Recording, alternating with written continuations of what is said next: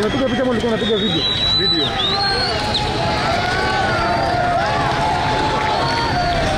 Wacha kupiga simu, wacha kupiga simu. Anarusha mawe watu.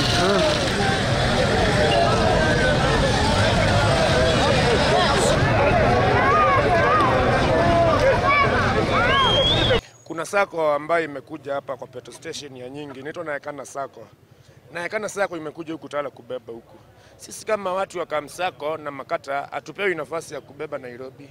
Nao serikali hapa police post ikiongozwa na OCS Nguyo wanakuja kutupiga tear gas. Ukiangalia mbele yetu wamepiga gari tear gas hapa ndani.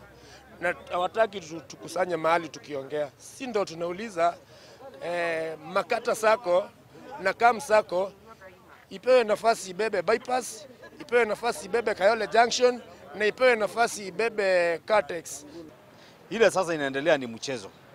Sisi kama wananchi tunaomba hata sako ziongezeke. Haja yetu ni bei iende chini ndio na sisi tuweze kufanya biashara.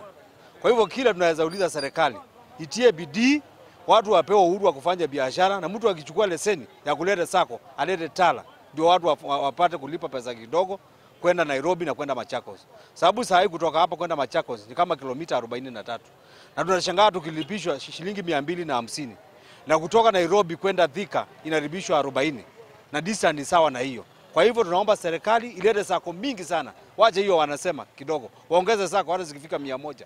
Magari zetu zinaingizwa ndani, zile zingine zinapepea nje. Sisi hatukatai sako nyingine ikuje, lakini haki itendeke ya kila mtu mwanabiashara wa matatu.